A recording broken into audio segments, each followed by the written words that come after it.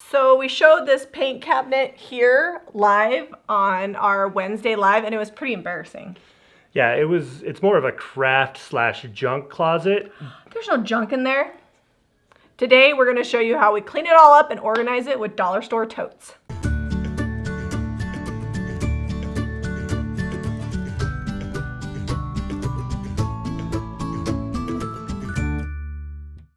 So kind of embarrassing, but I already showed this live, so we're just gonna get in here and clean it out. We've got one bag for donations, one bag for garbage, and we're gonna just start unloading it and making decisions what to keep, what to get rid of, and what to donate. So we're prepared for the fallout. We've got a big blanket down here. We're just gonna kind of organize everything out, see what we have, see what we want to keep, and then put what's useful back in.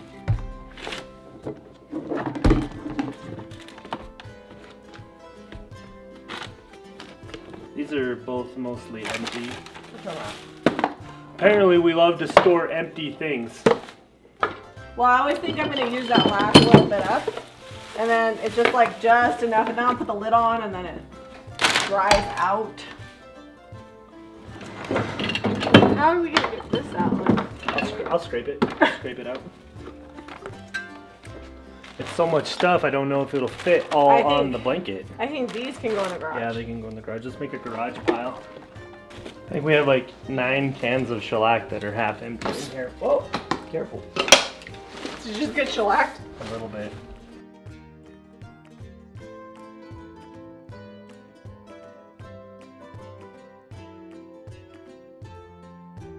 This is what happens when the lids don't get on tight enough. Let's have a moment of silence for this sample of cowgirl coral.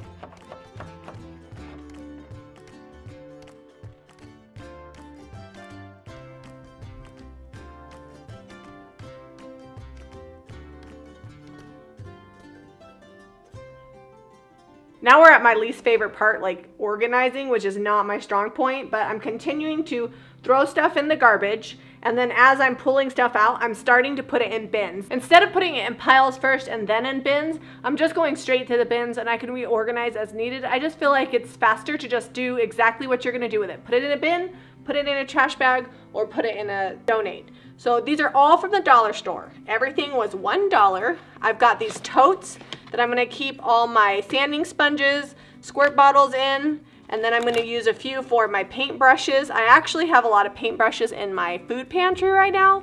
They're all gonna come in here. And then I've got these bins with lids that I can stack stuff. And I measured so that way they fit perfectly on my shelf. And I'm gonna stack in knobs in this one. I've got twine and trim in this one.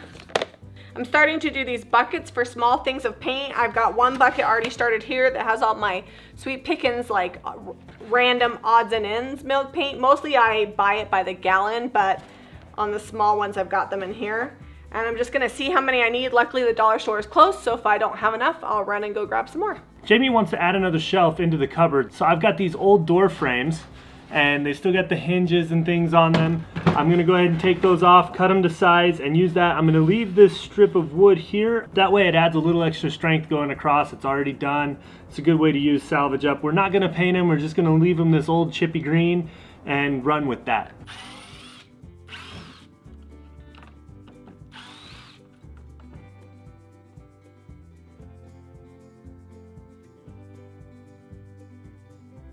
To add the supports in for the shelf, I'm just going to use this scrap piece of wood that I cut to height.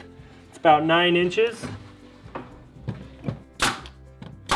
I'm using 1-inch Staples 18 gauge. This is thick enough that it didn't blow through the outside there.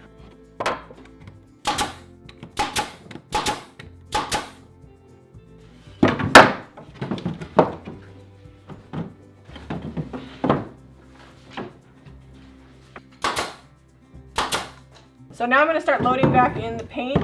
I realized most of it was super old, didn't have the lid on all the way, or completely gone. So I'm going to try to arrange it by paint brands. I know that it won't stay this way, but it'll allow me to quickly find the paint. We actually need one more shelf right here, but so I'm not gonna pile anything any higher than this. We just don't have time to run to the store right now, so next time we're at Home Depot, we'll grab a board and we'll put in another shelf. These are my first in, first out bottles. They get kind of lost in here, so I've got them all organized in this tote. Okay, here's my tote of milk paint. It's got all my loose odds and ends. My goal is to use this all up, and then I'll just keep my mixers and oil waxes in here. Because I'm a retailer, I buy my Extra Bond by the gallon. So this is my giant thing of Extra Bond for my milk paint.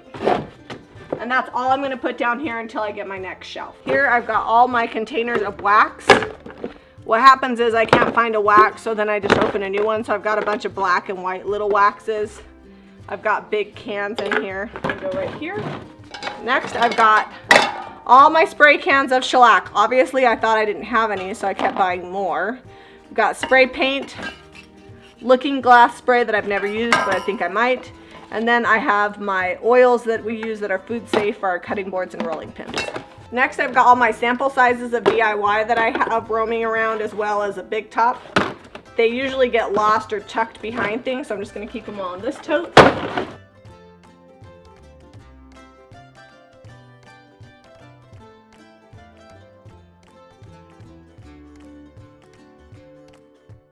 So sometimes I put the glue gun away and it's not quite cooled down completely, so I'm actually using a metal bin for that, so that way it doesn't melt anything. And then I'm keeping my glue sticks separate in this bin over here. All right, so I'm gonna put this behind here so I can see that it's still back there, and then if I have any more transfers, I can just store them up here, because sometimes I cut them and reuse them. So we decided to tackle this today because we realized when we showed it on the video that we're probably wasting a lot of money because A, we can't find things because they're not organized, and B, we just open new stuff because it's quick and easy and it wasn't accessible in here. So well, we also have our warehouse in the house, so if I need something, it was easier to just go take it out of stock than to see if I had it. Now I'll be able to see everything. You guys want to see inside? Here's the grand reveal.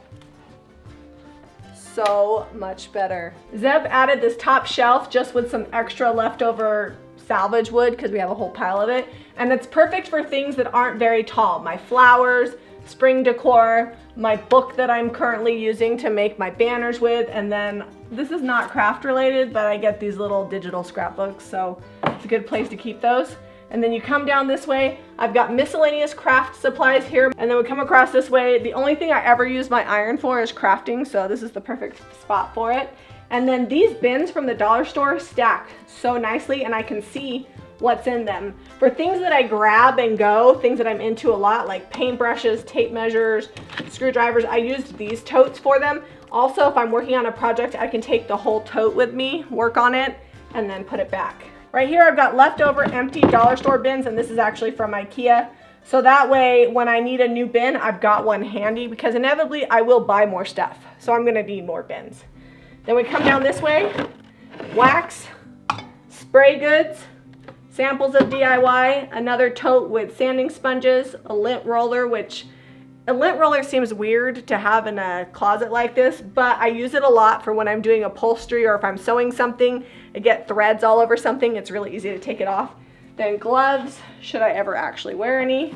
Then we come down here and there's paint supplies. I've got these bins that have milk paint in them. Because I'm a wholesaler, I can buy milk paint by the gallon.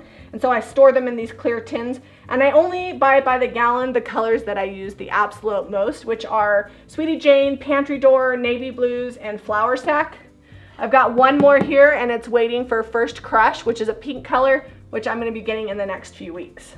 All of these totes, the locker bins, and these organizers that have the openers on top were all from the dollar store, so they were all just $1. These bins that I keep the milk paint in that have that rubber seal on them, which is important to keep the powder in, are from IKEA, and I can't even remember, I've had them for a long time. I think they were probably in the $5 range. And then everything else I already had. So the only thing really left to do on this to complete the organization of the craft/paint cupboard. Amazing stuff closet. So I just need to build that one shelf on the bottom. It'll probably be about $10 in wood because I don't have anything thin enough, and it would be a lot of work to process it, and probably take me about 10 or 15 minutes. So I'm gonna keep Zeb accountable. If you watch this and you watch our Saturday Night Live, Saturday, ask him, did you build Jami her shelf? Because whenever we finish videos, if there's anything left to do, it rolls over for months. So ask him Saturday, did you build Jami's shelf? I'll build it. Under $20 spent at the dollar store today. Every other container I already had made a huge difference. You don't have to spend a ton of money when you organize. Think outside the box. Think maybe recycle boxes that you already have, dollar store bins.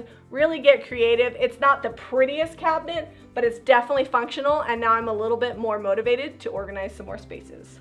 If you want to purchase any of the products that I have in this cabinet, be sure to go to jamirayvintage.com for your paint, your paintbrushes, and all of your DIY needs. Make sure you're hitting that notification button. A lot of times, even if you have hit it, YouTube will kick it off every now and then randomly. So if you haven't checked it for a while, go back and check. Share this video with your friends, give us a thumbs up, and subscribe to Jami Ray Vintage for more DIY.